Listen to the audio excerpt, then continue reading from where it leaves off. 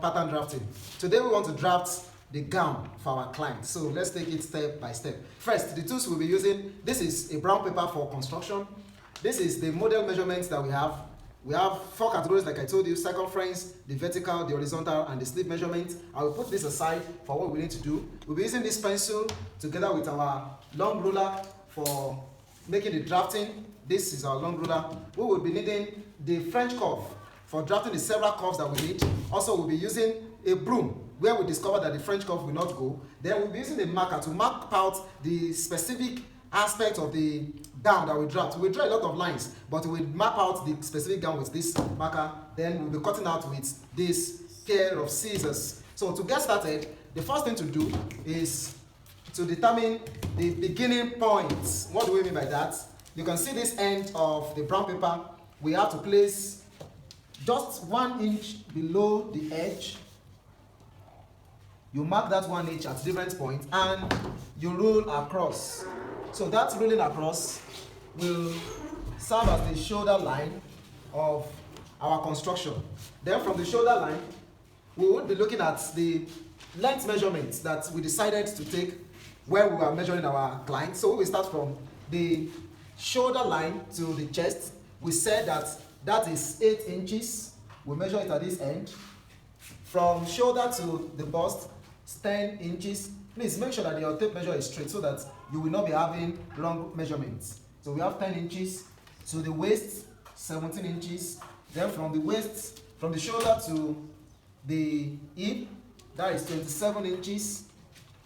But for me to get to the other aspects, this tape measure can go up to 44, but I need to draft up the brown paper to capture up to 44 inches. So from the top here, up until 44 inches, we will mark that out.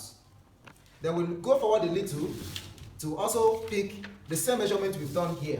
So we will have from the shoulder line, 8 inches to the chest, 10 inches to the bust, 17 inches to the waist, 27 inches to the hip, and 44 inches to the hem.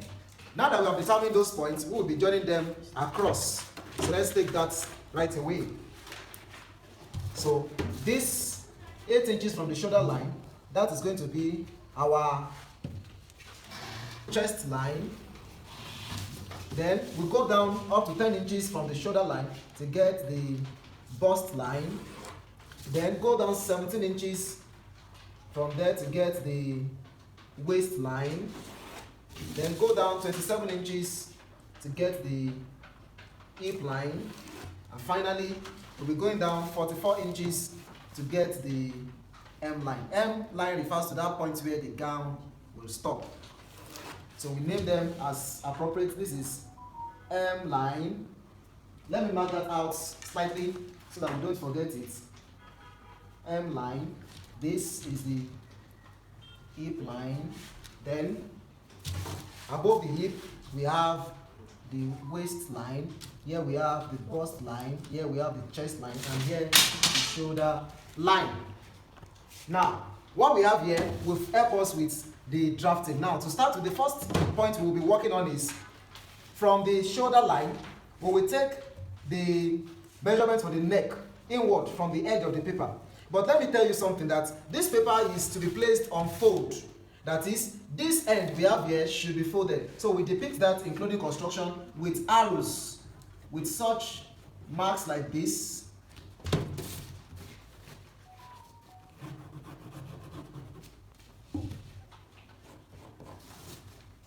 So anyway, whether you collect a commercial pattern or it is a drafted pattern like this, when you see an arrow with 2 ends, that is showing you that that place should be placed on fold. Now from there, I told you you'll be measuring 3 inches inward.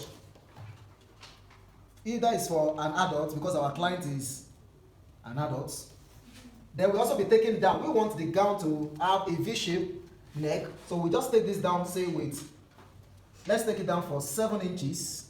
7 inches from the top there. So our next task is to join the 2 points we just created with a straight line. That will form a V shape.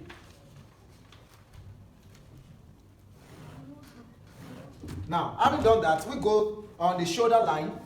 we will divide the shoulder line by 2.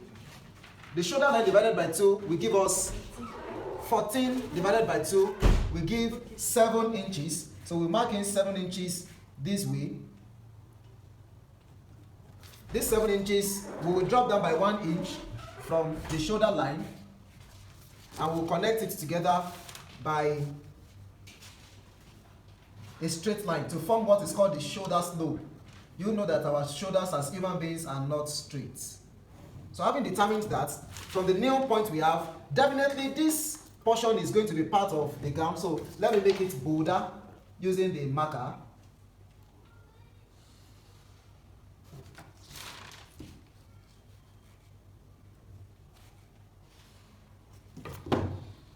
Now from this point, we are going to measure from where the shoulder line, our new slant shoulder line is, to the chest line. You notice that for us here we have about 7 inches, so we are going to divide this into 2. But to have our work well done, let us determine from this end 7 inches inward, like we did at the top. 7 inches is half of the shoulder, what we took here. So we're going to join this together with a straight line from the top, that place where we have our new shoulder slant, to the chest line. Now from there, we're going to measure up. You discover that it is also 7 inches. So we're going to fold into 2. Let me take it this way. 7 inches to this point. Fold it into 2.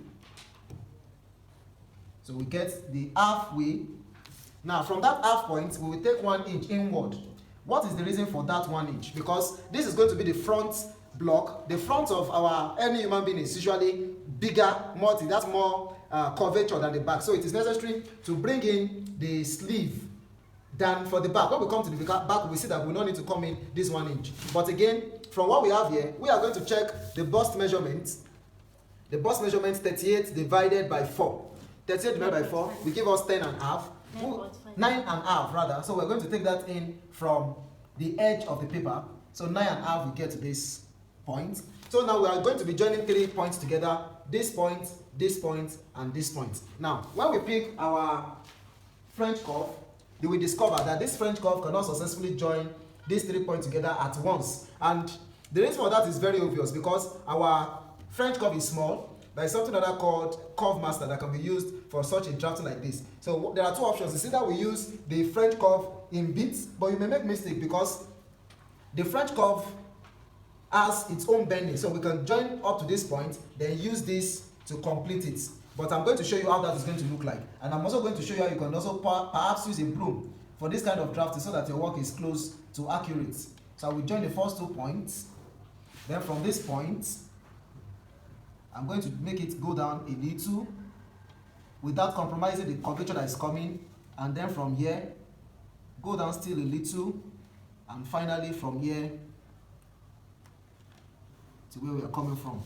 So if I take the marker to mark this out, you will discover we have a curve like this.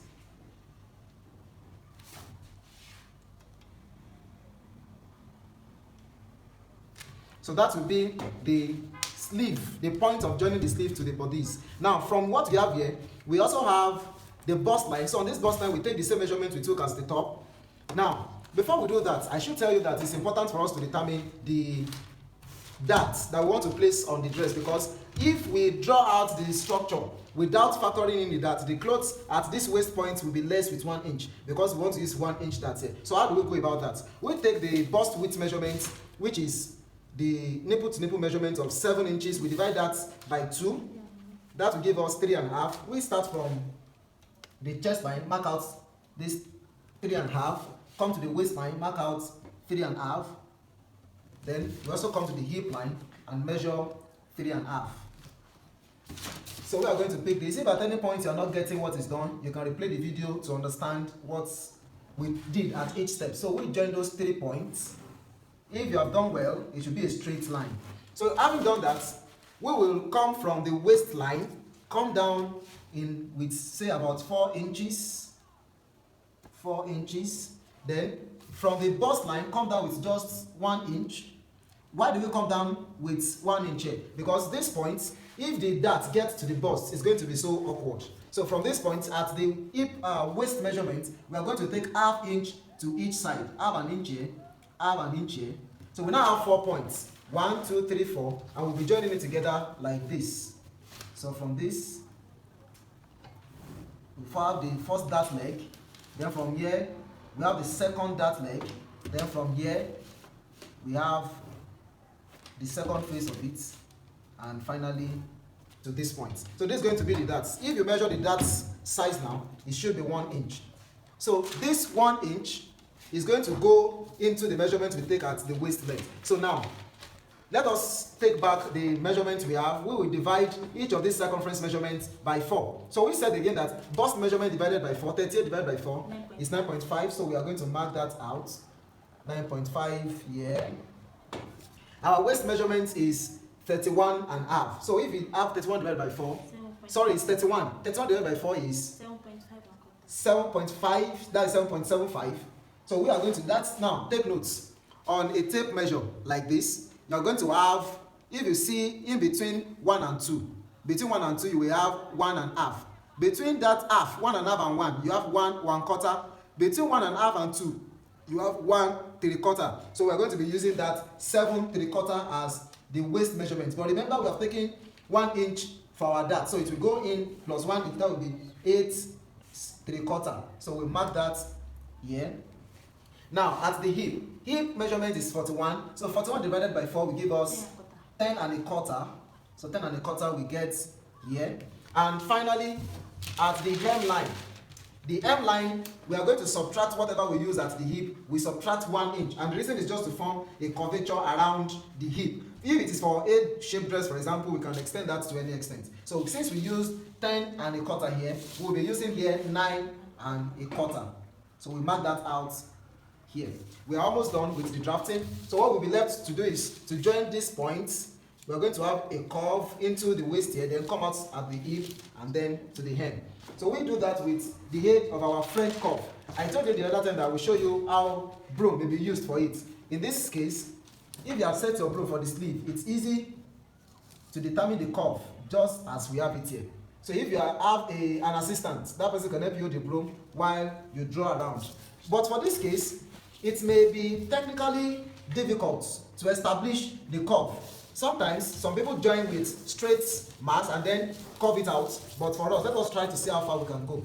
So let me attempt. These two lines are usually straight. Then from this point,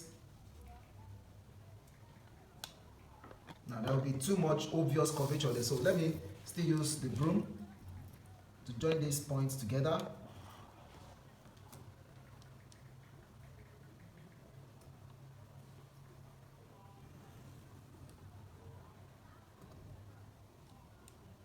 Okay. Then from there, we are going towards the hip. So it's going to just form. Now there is the hip curve, which we do the work faster, but that we do not have access to now. So I'm measuring how this curve will be obvious. Don't worry if you are not seeing it clearly now. We are still going to make it more obvious using the marker.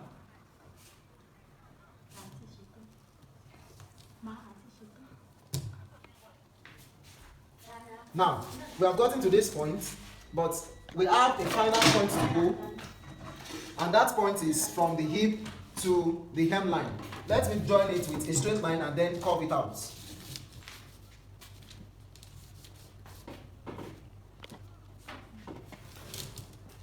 Now, with the marker, we have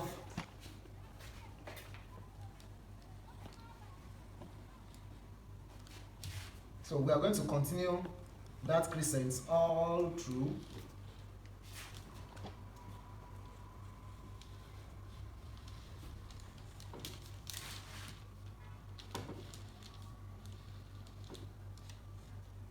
Now, finally, we will be drawing the base or the hem of the dress. So with this, we have drafted the front of someone's gown.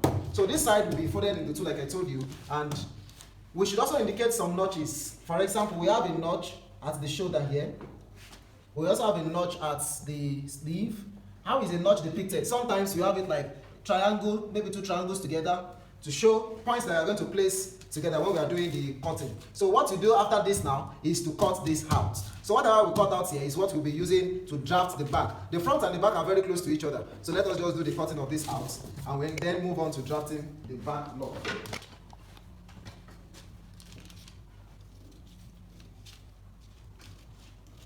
You cut directly on the line. If you add any single semi-inch to it, you'll be adjusting the dress for the person and it may be uncomfortable. And also note that what we are doing here, this dress measurements that we have done is some of them double, some of them into 4 places. So if you make a mistake, it will multiply the problem. For example, where we are doing division by 4, bust line for instance, if you add extra a quarter inch, by the time you are done with drafting the clothes, you have already added 1 inch, which will make it uncomfortable. Also, if you remove from it, you will have removed 1 inch, which will make it more narrower than the person needs.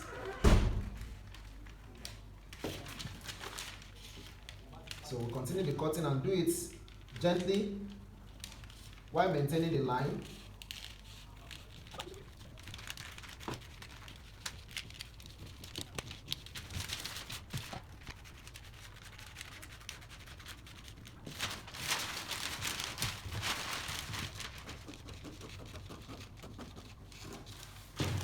So this is going to be the person's dress. One other thing I want to do at this point is to measure around the sleeve, because we'll be needing it when we want to measure the sleeve. So here it is 9 inches. So we'll take this.